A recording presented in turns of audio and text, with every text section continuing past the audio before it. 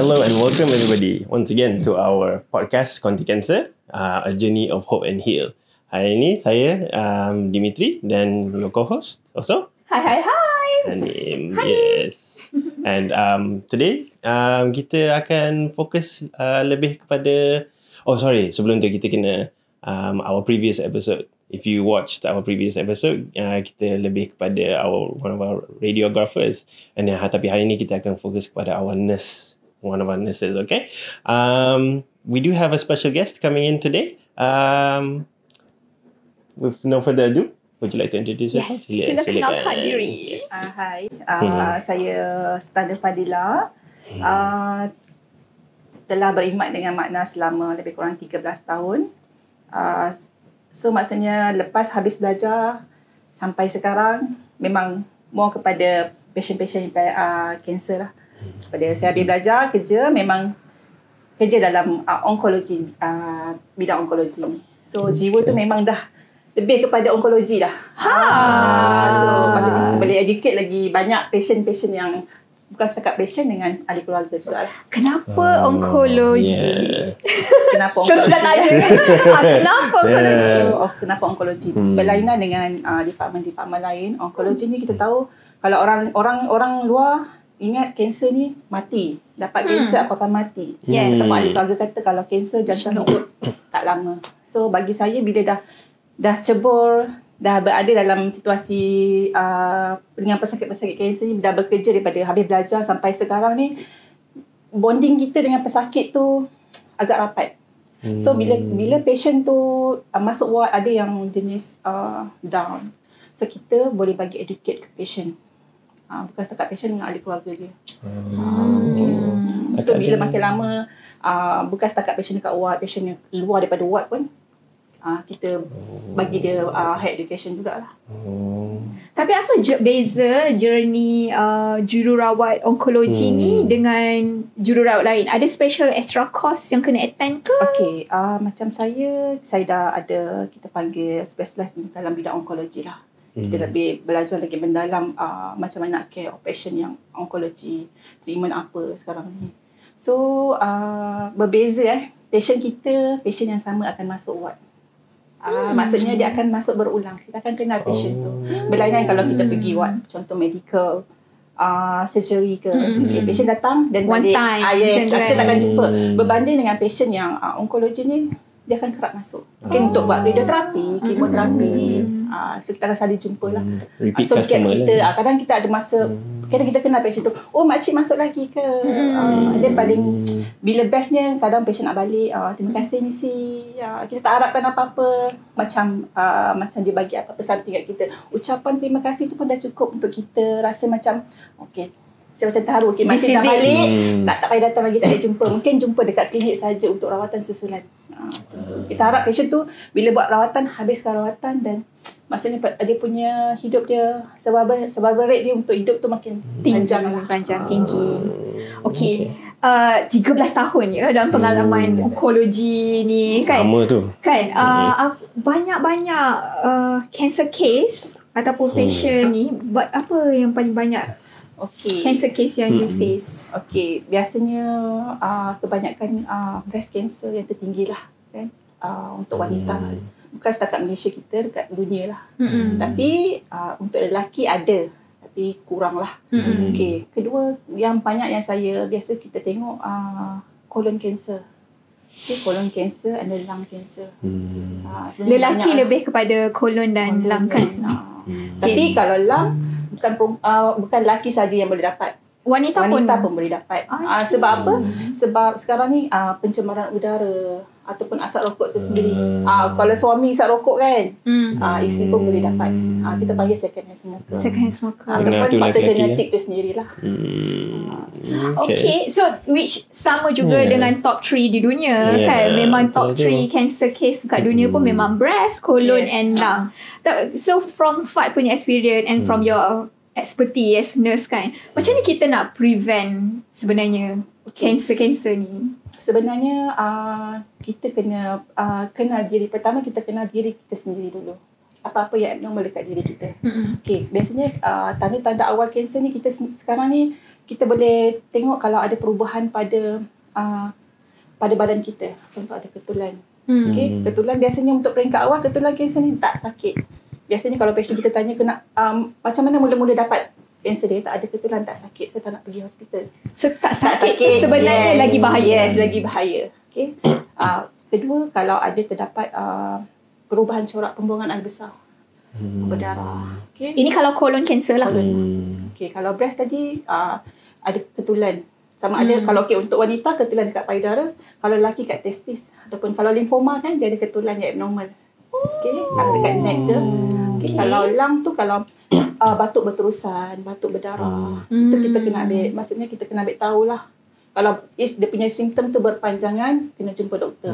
Tapi tak semestinya kalau kita ada ketulan tu, kita ada ketulan kan, aku ada kanser, tak nak jumpa doktor, aku takut. Tak semestinya ketulan kita jumpa tu ketulan kanser. Buat rawatan, mungkin doktor akan buat biopsi, ambil sampel, tengok. Diagnose dulu. Yes, nak diagnose dulu. Ada orang takut, macam kita pergi kan, macam saya pengalaman kan, pergi, kita akan tanya patient, macam mana mula-mula dapat detect. Okay, ada ketulan tak? Tapi tak nak, takut.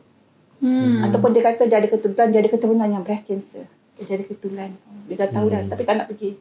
Biasanya pengesanan awal, insyaAllah, mungkin dapat disembuhkan dan memanjangkan jangka hayat pesakit itu sendiri. Kalau dapat pengesanan awal. Sebenarnya kan, apa itu kanser? Okay, kanser ni, sebenarnya dalam badan kita semua memang ada sel kanser.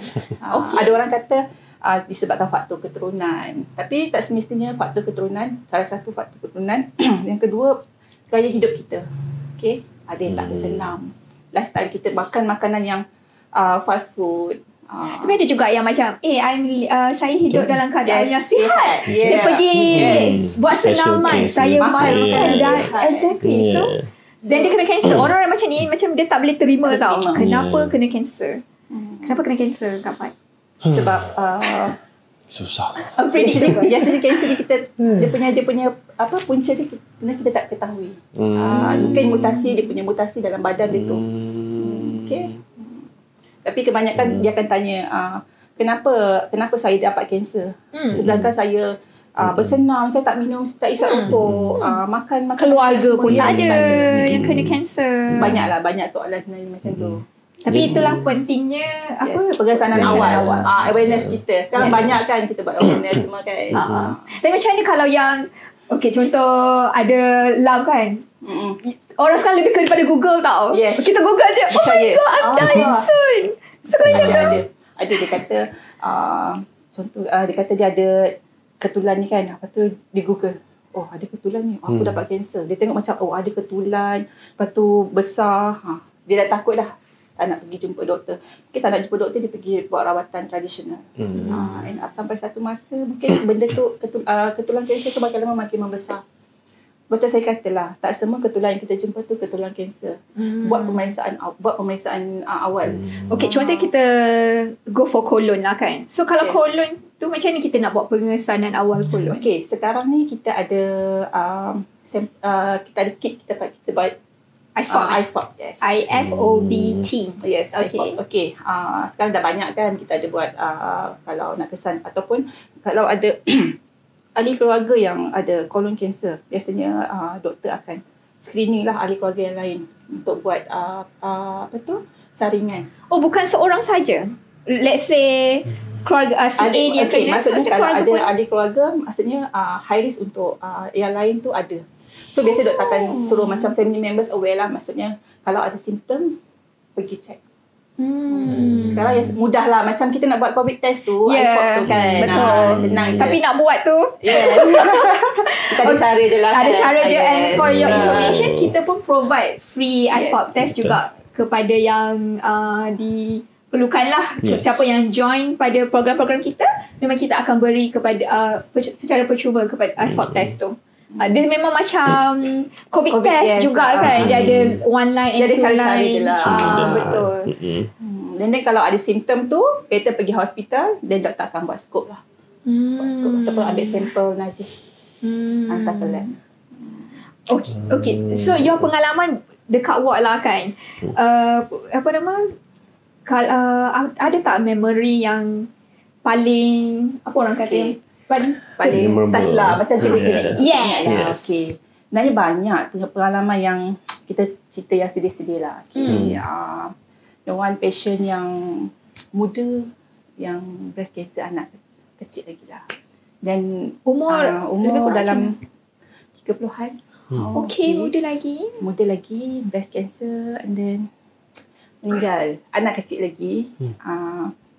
Masa tu kita nak buat, kita nak kemaskan body kan. Lepas tu mak dia kata, boleh tak saya nak duduk nak tengok kita settlekan patient tu. So dia bawa anak tu. So kita sebagai nurse, kita tak boleh ada emosi yang kita tak boleh bawa emosi kita yang sedih dekat depan body ataupun ada keluarga. So kita masa tu macam rasa nak nangis tapi kita tahan lah. Macam kita settlekan. Kalau kita nak nangis, kita pergi ke tempat yang ni lah. Maksudnya tak boleh nak nangis depan body ataupun relative lah. Tapi bila tengok anak tu macam kecilnya. Maksudnya dia tak kenal lagi erti kasih sayang mak tu lagi. So banyaklah ada yang ayah meninggal, anak tu kecil tanya, kenapa ayah tak bangun? Kenapa ayah tidur je? So macam part yang bagi saya macam tersentuh lah. Ataupun ada yang suami, isteri. Kalau macam tu, how you face that? I mean, so maksudnya kita dah diajar, dilatih. Maksudnya kita tak boleh tunjuk terbawa-bawa emosi. Kita takkanlah kita tengok family tu sedih, kita nak sedih depan dia sendiri. Kita cuba kawal, kita bersikap profesional lah. Kita uruskan. Kita bagi sokongan emosi juga kepada family members lah. So bila kita dah uruskan, kita minta adik keluarga masuk lah untuk buat kali terakhir dengan family members yang dah pergi tu. So banyaklah kalau nak kata yang sedih, gembira tu. Kalau gembira tu kita nak tengok patient kita habis rawatan, balik dengan maksudnya tak payah datang masuk ward dah. Hanya datang di klinik untuk rawatan sesulan je. Itu maksudnya kita dah happy dah tengok patient tu. Sebab tahu kan kanser ni kalau buat rawatan ada yang kata sakit, ada yang tak boleh terima, ada yang setengah jalan je. So bila dah patient macam tu, tugas kita bagi dia support, bagi tahu habiskan rawatan. Kita tak nak maksudnya kanser tu berulang balik. Bukan setakat dekat ward kan, you guys nurse kita ni, nurse dekat Makna, kita bukan sahaja bertugas dekat ward sahaja, tapi nurse dekat Makna juga pergi ke rumah pesakit-pesakit. Especially setahu saya Fad dia pergi ke rumah pesakit yang stage 3, stage 4. Yes, saya dalam tim home care nursing lah. So kami akan pergi ke rumah pesakit yang stage 3, stage 4. Kita akan bagi health education. Kita akan ajar patient-patient ahli keluarga macam mana nak care patient yang kalau totally yang bedridden. Macam mana nak angkat patient. Kan, kalau kita tak ada mekanik yang betul, kalau totally patient tu kalau bedridden, dia punya berat tu totally atas kita. Kita nak angkat kan. Kalau kita tak ada pengalaman, nak angkat patient, kita angkat je kan.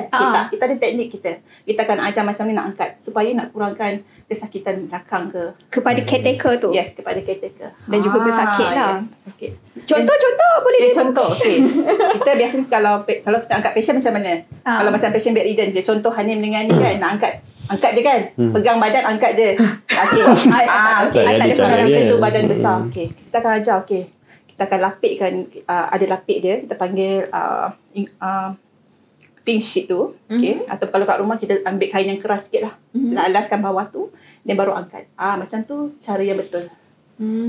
Macam mana cara nak handle patient yang totally bedridden, biasanya high risk untuk dapat back sore ataupun kudis tekanan dekat belakang lah. So kita akan ajar macam ni nak turning. Macam mana nak tukar pampers dia. Kita ada teknik dia. Bukan macam baby kita boleh angkat je.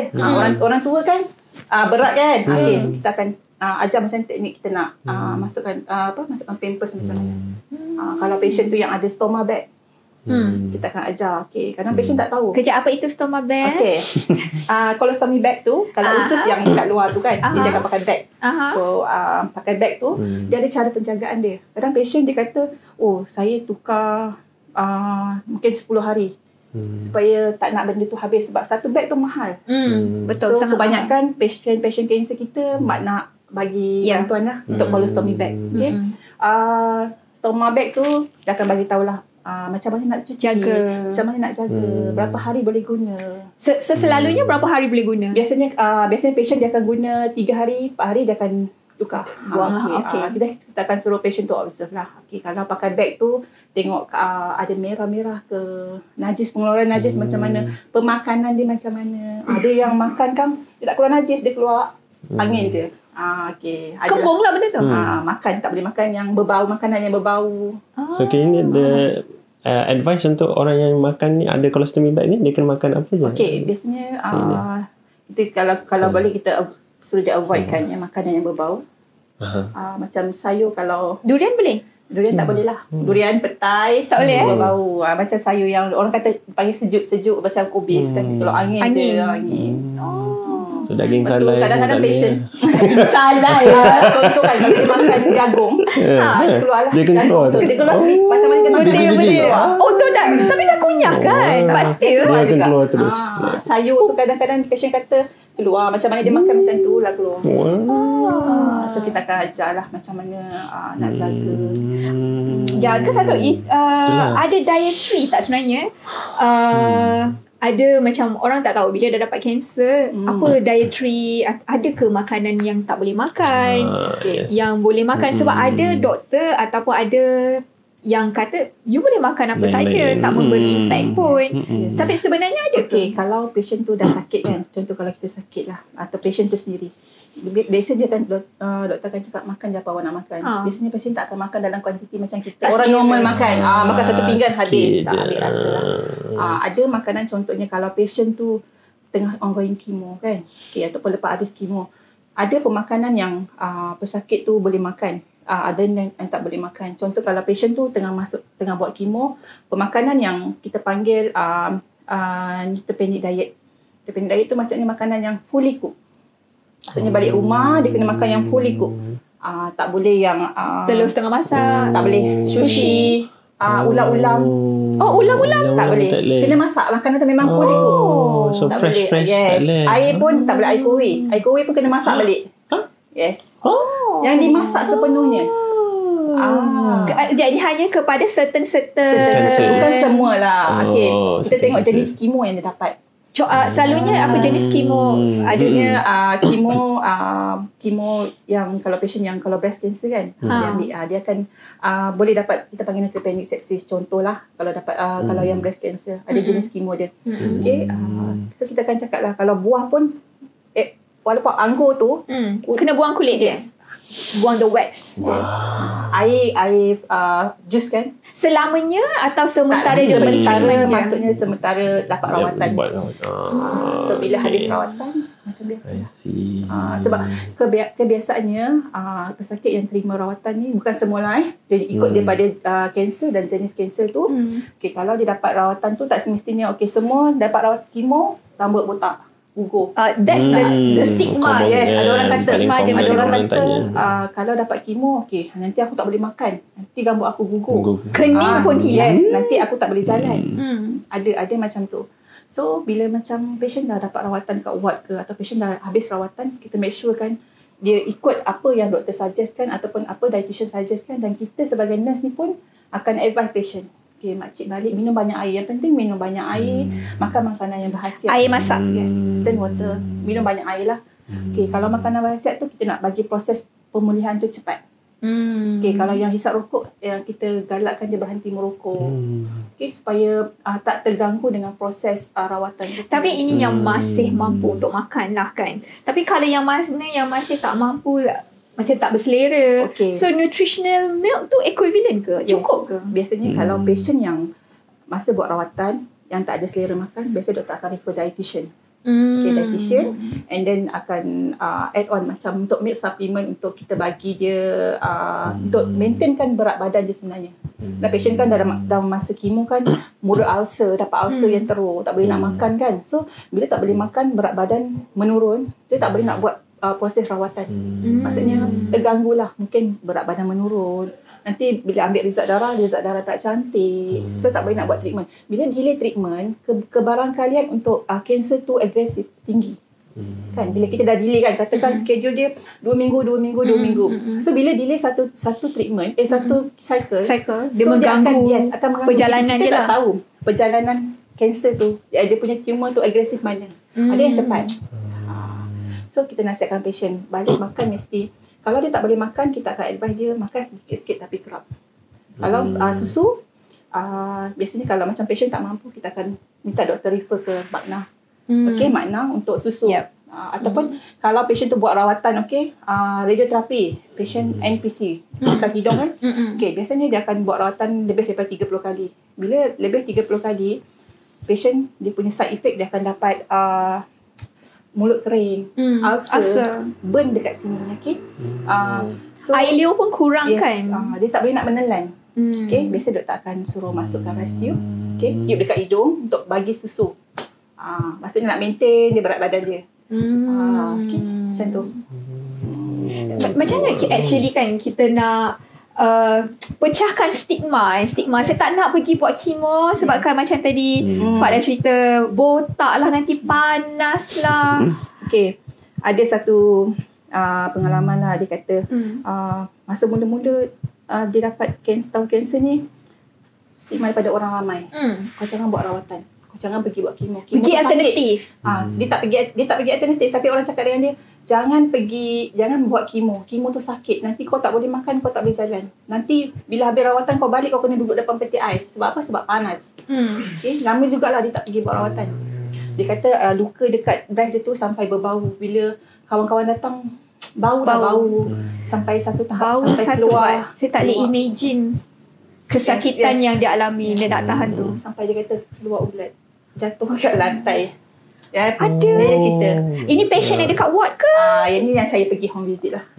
Okay. Dia cerita. Okay. Jatuh. Lepas tu sampai satu tahap, penting juga support kepada family. Family members kena support. Sebab tu kita tak boleh biarkan patient yang patient cancer ni dia seorang-seorang. Bila seorang-seorang, dia akan emotional. Yes, emotional dia tak stable. Okay, kenapa aku dapat macam ni, luka macam ni. Okay, family members dia ada inisiatif bawa pergi hospital. Dan doktor kata hidup dia tak lama, 6 bulan je. So dia lagi rasa down. Lagi down kan. Dan family dia ikhtiar. Dan Alhamdulillah sampai hari ni dia hidup. Alhamdulillah. So dia kata dia bagi macam bila dia ini patient yang tadi yang ada ulat ni ke? Yes. Sampai sekarang okey dah. Tapi dia kata bila dia pergi buat rawatan susulan, kalau ada patient yang sama macam dia kan, dia akan bagi macam kita panggil sharing. Dia sharing dengan orang tu, macam inspirasi lah. Sharing session. Jadi yang penting kalau patient yang cancer ni, kita jangan downkan dia lagi. Dia jangan bagi, kalau kita datang jangan cakap macam ni, ni tak boleh. Tak. Kita kena bagi dia semangat untuk dia teruskan rawatan dia. Kadang bila dah setengah rawatan tu, dia kata, saya tak nak lah pergi buat rawatan. Sakit lah, saya tak boleh lah nak terima saya punya sakit ni macam mana.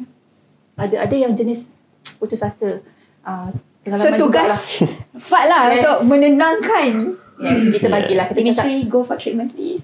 Pergilah klinik kalau dia dengar. Yes. Sebab kita akan cakap dengan dia. Tak semua yang kita Google, tak semua yang orang cakap sama macam apa yang kita akan dapat. Dia sebenarnya bergantung pada diri kita sendiri. Macam mana kita nak terima side effect tu. Sebenarnya, sebelum buat rawatan, doktor akan terangkan kepada patient dengan family members. Okay, kemo apa yang you akan dapat? Okay, berapa cycle you akan dapat? Okay, berapa lama you akan ni? Biasanya doktor akan terangkan sekali side effect dia.